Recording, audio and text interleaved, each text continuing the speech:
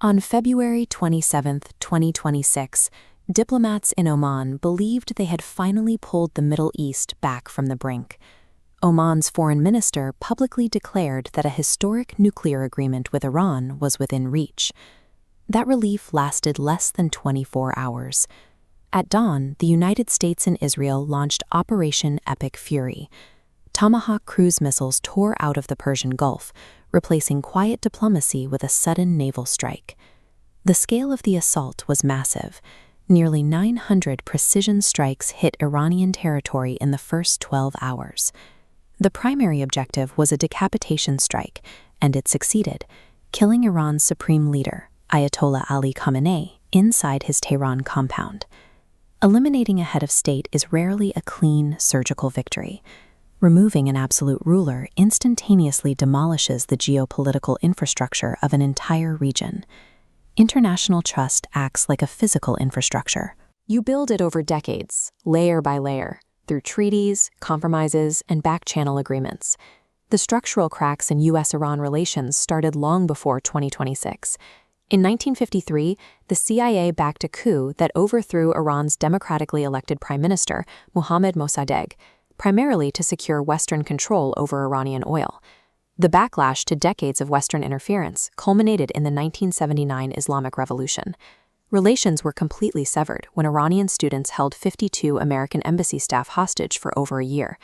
In the modern era, sledgehammers were taken to this remaining infrastructure. In 2018, the U.S. withdrew from the JCPOA nuclear framework, and by 2026, the last remaining diplomatic bridges were systematically destroyed. Operation Epic Fury was not a sudden explosion. It was the inevitable collapse of a system where every diplomatic load-bearing pillar had been slowly eroded over 70 years. When an invading force executes a decapitation strike, the targeted state rarely surrenders. Eliminating the leadership triggers a radical, violent autoimmune response from the surviving military apparatus. On March 17th, an Israeli airstrike killed Ali Larijani. Larijani was one of the last remaining moderate political figures inside the Iranian establishment who had the clout to serve as a diplomatic backchannel. With the moderates wiped out, a massive power vacuum opened. Hardliners immediately elevated the late Supreme Leader's son, Mojtaba Khamenei, to power, converting the clerical republic into a highly centralized wartime security state. The coalition forces also hit deep inside Tehran, severely damaging the Golestan Palace, a UNESCO World Heritage Site. Watching their historical and cultural infrastructure crumble under airstrikes galvanized the Iranian public against the West. By bombing the negotiators and the country's cultural heart, the coalition guaranteed that only hardline arsonists were left to direct the state's retaliatory response. Iran's surviving leadership struck back asymmetrically.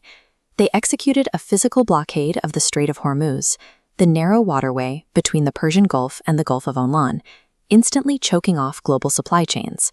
The mathematics of this blockade are terrifying. Roughly 20% of the world's daily oil supply, along with vast quantities of liquefied natural gas, or LNG, are completely trapped behind the closure. This document is a policy brief from the Kiel Institute, detailing the exact cost of the closure. It outlines how this massive energy bottleneck halts the production of nitrogen fertilizers, risking a catastrophic repeat of the 2022 food crisis. The most critical hostage in this blockade is not oil, it is helium. The closure trapped Qatar's liquid natural gas exports inside the Gulf, which inadvertently halted the global supply of helium. The helium shortage hit Taiwan's TSMC directly. Without helium, the facility cannot cool the lithography machines required to manufacture the world's computer and AI chips. The energy shortage cascaded through Asia. The Philippines declared a national energy emergency.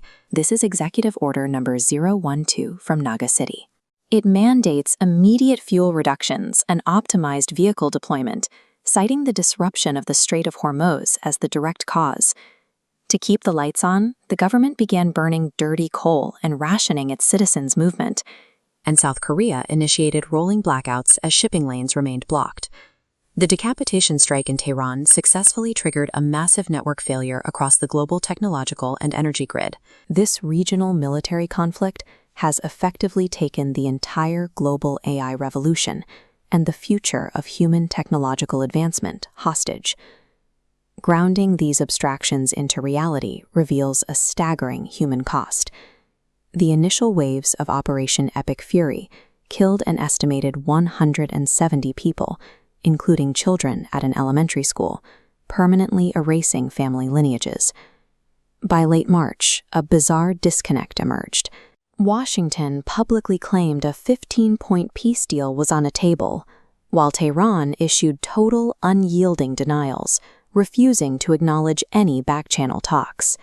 International trust, global energy security, and institutional legitimacy, these pillars of the global order have collapsed simultaneously. A fragile operational pause has been declared across the region, bringing a temporary halt to the bombing. Despite the pause, a massive concentration of U.S. naval and air power remains in theater, waiting for the current diplomatic clock to run out. The established mechanisms for de-escalation have been exhausted. With the global economy fractured, millions of lives in the balance, the stability of the region rests on a single operational pause. The countdown continues. In 5 days, Manila loses power. In 5 days, Taiwan's grid fails. In 5 days, 45 million people face acute hunger. If the next 5 days determine the next 50 years, why are you still scrolling?